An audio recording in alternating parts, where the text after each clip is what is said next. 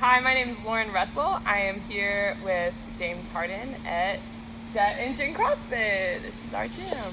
Yeah. Okay, so go ahead, introduce yourself. Tell me a little bit about yourself. James Harden, not basketball player. Owner at Jet CrossFit. One of the head coaches.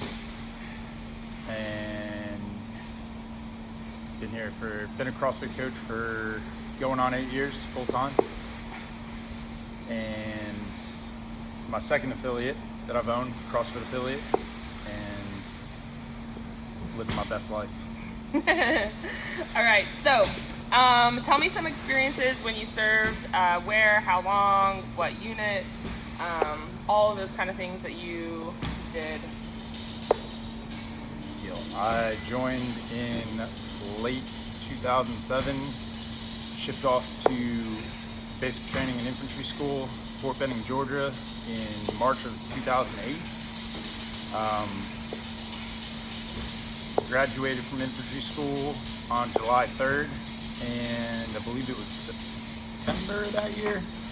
I was in Iraq on my first deployment with Bravo Company, 2nd Battalion, 30th Infantry Regiment, 4th Brigade, 10th Mountain Division, out of Fort Polk, Louisiana. It's a lot of titles. Yeah, lots. So serving, tell me a little bit about what happened when you were overseas, how long you were there, and what kind of went on during that time.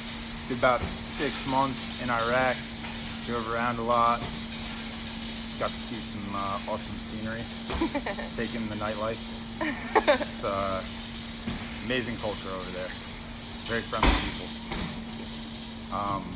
Got back from that deployment, and they almost immediately told us that we were scheduled for another deployment in 2010 to Afghanistan. Did a bunch of training in between those two deployments. We deployed to Afghanistan, I want to say early October of 2010. Okay. It's supposed to be a 13-month deployment, if I remember correctly. And ended up being a pretty rough deployment. On November 10th, my squad leader and my good friend Sergeant Edward Boland stepped on an improvised explosive device that was set off on him while we were patrolling. He was killed instantly. I ended up with a fractured C7 vertebrae and a brain injury, I think. Can't remember. Ended up getting sent back home out to Brooke Army Medical Center in San Antonio, which is now San Antonio Military Medical Center, Okay. where I was treated for brain injury. Couldn't really do much for the fracture. It was hairline. It wasn't anything too serious. But they also discovered that I had cancer. A little bit of icing on the cake. And I was treated for that as well. They found it secondary to the fracture in my C7. Wow. Yeah. Wow. So there at San Antonio Medical, you said, where did you have any occupational therapy kind of help there when you were in the medical center? I did. Once I finished my six rounds of chemo, 20 rounds of radiation, they were like, hey, you're cancer free, thumbs up. I went through a med board process where the Army was evaluating whether or not I could still do the job of an infantryman. During that time, did a little bit of occupational therapy, minimal physical therapy, because I'd started CrossFit. But occupational therapy was working a lot with my left hand. I have a little bit of nerve damage, numbness that starts in my upper neck on my left side, goes down to these two fingers. I can close my fists, but I can't individually. Opposed. Yeah, can't do one of these. Just doesn't want to work. Got to play some fun games. Put the star in the star hole, square in the square hole. Recognizing shapes. It was quite difficult.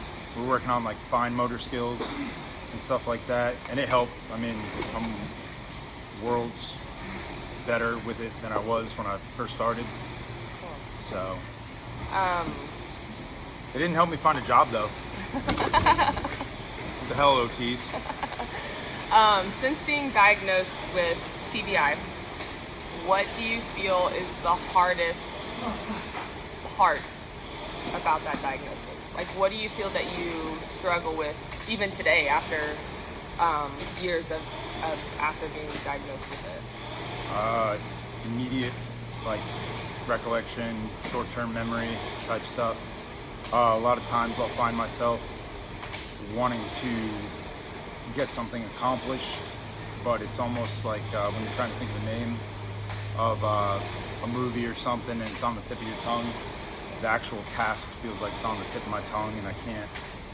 Sometimes it takes me a minute to be able to focus enough to actually do it, even though I know what I have to do. It feels like there's a disconnect between here and actually completing the physical task. That. I like how you describe that. So here we are at Jet Engine CrossFit. James and I have talked about this program off and on, program AMRAP. How has Jet Engine CrossFit changed your life, assisted with community reintegration after coming back home, and just mental health overall? Well, one of the things that drew me to CrossFit in the first place was the sense of community. You can't compare it to people that you served with. It's apples and oranges, but they're both still fruit, if that makes sense. Just support group. You know, there's so much more to CrossFit than just tough workouts and looking incredibly sexy. Those are just, benefits. The support that you get from the community I would love to say any affiliate you go to is second to none.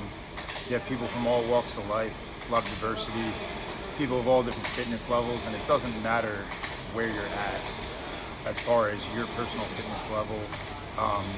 You're going to get the same amount of support, people are going to be cheering you on the same, whether you're using 300 pounds on any given workout or you're using a PVC pipe or an empty barbell.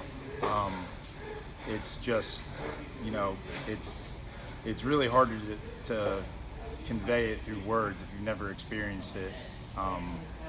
Just the community aspect of it, and it really filled a major social void that I felt like I had. I felt like such an outsider outside of the Army, and just, I had friends that I had served with that I could confide in, but this was just exactly what I know I personally needed and what I think a lot of veterans could benefit from, and just the acceptance again from the community. The community is by far the best part of any affiliate, certainly the best part of Jet Engine. Definitely not the coaches. All right, well, thanks guys for listening. We really are excited to implement program MRAP.